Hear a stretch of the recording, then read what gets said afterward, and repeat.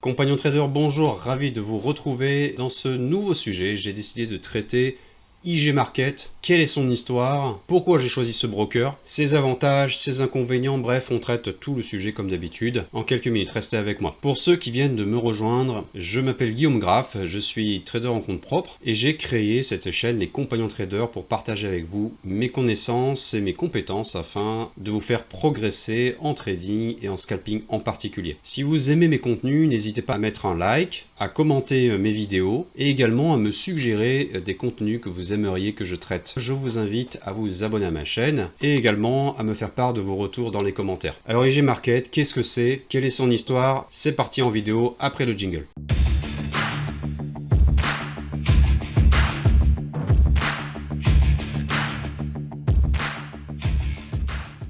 Alors le plan du jour, on va tout d'abord regarder d'où vient IG. Moi j'adore en fait les entreprises qui ont une histoire, ça traduit très souvent la culture de l'entreprise. Donc voilà, on va s'intéresser à IG, qu'est-ce que veut dire I et G, par qui cette entreprise a été fondée, etc. Ensuite, on va s'intéresser aux produits qui sont proposés par ce broker. Tout le monde connaît certainement les CFD, mais on ne sait pas forcément ce qui est proposé en plus. Ensuite, sûrement un sujet qui va intéresser bon nombre de personnes, en fait, comment un broker gagne de l'argent. Enfin, c'est un sujet qu'on me pose très souvent, est-ce que mon capital est en sécurité chez mon broker? Eh bien écoutez, on traite ces sujets, c'est parti. Alors d'où vient IG? IG est un courtier anglais qui a été créé en 1974 par Stuart Wheeler. C'est un courtier qui est agrémenté par la FCA. FCA, c'est l'équivalent en fait de l'autorité des marchés financiers, ça veut dire Financial Conduct Authority. Donc en fait de ceci, on peut déduire que c'est un courtier sérieux. On n'est pas sur un courtier véroleux qui est régulé par une autorité extra-européenne ou pire encore, qui se trouve dans un paradis fiscal. Alors IG en fait, qu'est-ce que ça veut dire? Je me suis posé la question, pourquoi I, pourquoi G? Eh bien en fait, dans l'histoire d'IG, IG, ça veut dire Investor Gold Index. Pourquoi? Parce qu'en fait, à la base, c'était une activité de pari et dans ces années-là, on pariait exclusivement sur l'or. Donc vous imaginez le contexte, les CFD bien sûr n'existaient pas à l'époque. Les gens venaient chez IG pour faire des paris. Est-ce que l'or va monter? Est-ce que l'or va descendre? En fait, c'est un peu l'ancêtre du CFD, puisque avec les CFD, c'est une sorte de pari, c'est une salle de jeu dans lequel on vient parier sur la hausse ou sur la baisse d'un actif. IG a concentré son activité exclusivement sur les paris sur l'or pendant une dizaine d'années jusqu'en 1982. Après 20 ans, IG a commencé à gagner beaucoup d'argent. Très longtemps, ils ont fonctionné entre 10 et 20 employés, mais un jour, en fait, son activité a décollé. Et IG s'est introduit en bourse, en fait, sur le LSE, le London Stock Exchange, en 2000, et a changé de nom pour IG Group. Ensuite, cette entreprise s'est internationalisée et IG Group est devenu IG Market. A noter qu'aujourd'hui, après un certain nombre d'expansions à l'international, on avait d'un côté des sociétés IG Market et de l'autre côté des sociétés IG Group. Un jour, ils se sont restructurés, c'est devenu tout simplement IG. On n'a plus besoin de dire IG Market, on peut dire tout simplement IG. Alors pour vous donner quelques chiffres, maintenant, aujourd'hui,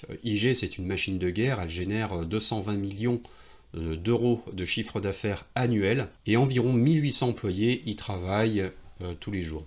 Alors il faut savoir que c'est une croissance qui s'est faite de façon vraiment exponentielle. Pendant des années, IG a fonctionné, comme je le disais, entre 20 et 40 employés. Pendant des années, son profit net n'a pas dépassé une centaine de milliers d'euros par an, ce qui est très faible. Et avec la venue des CFD, IG est devenu une société très très rentable. Alors maintenant, je vais vous parler de Stuart Wheeler en deux mots. Je pense que c'est un parcours très intéressant. C'est une personne qui est née en 1935, hélas décédée tout récemment, en juillet 2020. Il a été adopté à l'âge de 2 ans par un ancien militaire de l'armée américaine et son épouse. Il se trouve que son père adoptif a très bien réussi dans les affaires, donc il a eu une éducation extrêmement soignée, a fait de belles études et il a fait une bonne partie de sa carrière dans la banque d'investissement. À 39 ans, John Stuart a créé IG. Alors on pourrait se poser la question, pourquoi 39 ans et pourquoi créer une entreprise? Il se trouve qu'en fait en 1974 on se trouvait juste après la création des accords de Bretton Woods. Ce sont des accords qui sont extrêmement importants sur le plan financier, puisque c'est la fin des taux de change fixes et donc la libération de la loi de l'offre et de la demande. Ça veut dire que le marché des matières, du forex, s'autorégule, il n'y a plus besoin de taux fixes. Donc John Wheeler, qui lui était en fait un gros parieur, il avait une personnalité de joueur obsessionnel, C'est pour ça en fait qu'il a créé IG. À la base, c'est une société de paris. Et bien, il a décidé justement de parier du coup sur les variations de la valeur de l'or, qui après les accords de Bretton Woods pouvait avoir un taux de change différent à chaque minute. Et donc sur un terreau finalement de compétences dans la banque d'investissement, de joueurs obsessionnels de paris en ligne, joueurs de poker, etc. Bref, tous les ingrédients étaient réunis pour faire de Jon Stewart finalement un excellent patron d'une entreprise de courtage. Allez, je vous fais la petite anecdote. Il se trouve que Jon Stewart a eu 3 filles. L'une de ses filles est top modèle à ce jour. Et pour la petite histoire, elle s'est mariée avec un gérant de hedge fund qui s'appelle Jamie Alsop, qui a créé le fonds Veralyn Partners. Donc vous voyez, la finance, c'est une histoire de famille. Alors maintenant, quels produits sont proposés par IG? Tout simplement, le plus réputé, ce sont les CFD, les Contract for Difference. Les CFD, c'est un type de produit qu'on appelle les produits dérivés, c'est-à-dire qu'on n'agit pas sur le cours d'une action ou sur le cours d'un indice directement, mais on investit son argent chez son courtier uniquement. Dans les CFD, vous avez tout un éventail de produits. On peut citer bien sûr le Forex, on cite les actions, également les indices, les matières, les ETF, en français les traders, etc. Vous avez en fait une quantité incroyable de produits que vous pouvez trader en utilisant le support CFD. Et tout le monde ne sait pas que chez IG, on peut trader également des actions via un compte titre. Donc ça peut être tout à fait intéressant pour se couvrir. Par exemple, vous avez un compte titre sur une action, Renault, et puis vous pouvez avoir une couverture sur CFD sur ce même Renault, suivant vos besoins. C'est également intéressant d'avoir sur une plateforme deux comptes, un compte titre d'action pour le long terme et également un compte CFD pour scalper. Bon à savoir, en 2019, IG a décidé de créer des produits supplémentaires, des produits dérivés. Je cite les Turbo 24, on a des produits barrières et également des options vanille. Alors moi je suis pas du tout un expert de ces produits là, donc comme c'est pas mon champ de compétences, je rentre pas dans ce sujet là, mais si ça vous intéresse, je peux me renseigner et vous faire un cours pour découvrir ces nouveaux produits. Alors maintenant, comment IG gagne de l'argent? Comment un broker en général même gagne de l'argent en utilisant les CFD? Tout simplement, en fait, sa source de revenu numéro 1, c'est le spread. Le spread, c'est la différence entre le cours d'achat et le cours de vente. Donc c'est sur ce petit écart de prix qu'il va faire son bénéfice. Bien sûr, IG vous fournit beaucoup d'outils. Il vous fournit les flux, il vous fournit les infrastructures, les serveurs, il vous fournit également des signaux, il vous fournit les news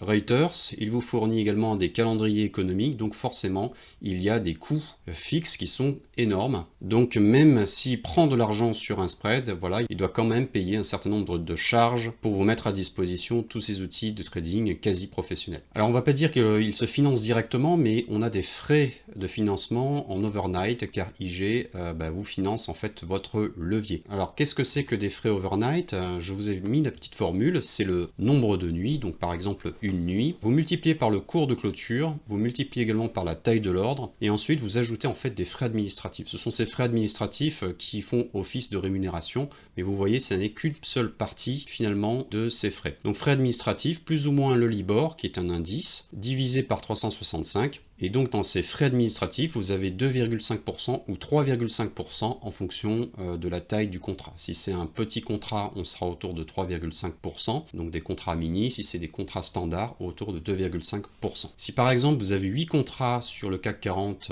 à 1 euro sur CFD, vous êtes à l'achat, et bien vous allez payer par jour environ 3 euros de frais de maintenue de position. Également, vous avez d'autres frais. Si par exemple vous ne tradez pas très régulièrement, vous aurez des frais de tenue de compte. Vous aurez également des frais au niveau de la plateforme ProRealTime si vous l'avez activée. Ce n'est pas une obligation. Vous pouvez utiliser IG sans activer la plateforme ProRealTime. Ce serait dommage de s'en passer quand même. Et donc, pour utiliser la plateforme ProRealTime, il faut passer au moins 3 à 4 ordres par mois et ainsi éviter de payer en fait ces 30 euros pour l'outil et également pour les flux que vous allez recevoir finalement jusqu'aux petites unités de temps, jusqu'à 1 minute. Ce qui, entre parenthèses, même 30 euros par mois n'est absolument pas cher. Tous les frais, contrairement à d'autres brokers, sont vraiment clairement définis. Vous allez dans MyIG, vous pouvez voir exactement qu'est-ce qui vous est ponctionné et pourquoi. Donc en général, en fait, c'est très clair. Les seuls frais que vous allez payer de façon directe, ce sont les frais de tenue de position, ce qu'on appelle les rollovers. donc les frais de tenue de position d'une journée à l'autre. Sinon, le spread n'est pas mentionné en tant que tel dans le relevé de compte. Le spread, c'est déjà en fait quelque chose qui vous est prélevé au moment de votre position. Et donc, une fois que vous êtes sorti de votre position, le gain que vous faites, c'est un gain qui est déjà net. Donc, le spread est déjà payé. Alors maintenant, quid de la sécurité pour son capital? Moi, on me pose très souvent la question, faut-il faire confiance à son broker pour y déposer, je sais pas, moi, 30 000 euros? La réponse est oui, tout à fait. Pourquoi? Parce que contrairement aux banques, les sociétés d'investissement sont tenues de séparer les fonds et titres des clients de leurs fonds propres. Alors ça peut être étonnant d'ailleurs, je ne pense pas que tout le monde le sache. Vos banques, la Caisse d'épargne, la BNP, la Société Générale peuvent utiliser vos fonds pour les placer sur les marchés financiers. Ça n'est pas interdit. Pour un broker, c'est complètement interdit. Concrètement, les dépôts des clients sont stockés physiquement sur des comptes qu'on appelle ségrégés. C'est-à-dire que vos avoirs sont dispatchés dans des banques, en général des banques plutôt solides. On va citer la Barclays, Lloyds, également la Citibank, etc. C'est une obligation légale pour eux. IG ne fait donc rien de cet argent est stocké et c'est vous le seul acteur pour utiliser votre capital sur les marchés financiers. Sachez que si IG fait faillite, il reste en fait un dernier rempart, c'est l'assureur d'IG qui peut vous rembourser jusqu'à un maximum de 85 000 livres sterling, ce qui fait à peu près 93 000 euros. Donc voilà, 90 000 euros, pour certains d'entre vous, ça peut paraître faible, pour ceux qui ont un capital de quelques centaines de milliers d'euros, mais sachez qu'on ne met jamais 100% de son capital chez son broker. C'est une très mauvaise idée. Le trading étant une activité de spéculation, c'est donc une activité à risque. En général, il est recommandé de mettre qu'une seule partie de son capital chez son broker. Voilà, j'espère que j'ai un petit peu démystifié ce qu'est un broker et en particulier IG. Si ce contenu vous a plu, n'hésitez pas à laisser un pouce bleu sur la vidéo, également à me le dire en commentaire, ça me fait vraiment très plaisir, ça m'encourage à faire d'autres vidéos de ce style. Si vous venez de rejoindre ma chaîne, n'hésitez pas à vous abonner, ainsi qu'à rejoindre mon compte Instagram et mon compte Facebook, où je poste parfois quelques photos de mon quotidien en Russie. Si vous avez des idées de contenu, n'hésitez pas à me les soumettre en commentaire ou bien à m'écrire un petit mail. Sur ce, je vous souhaite de rester toujours bien affûté et vous dis à très bientôt. Ciao.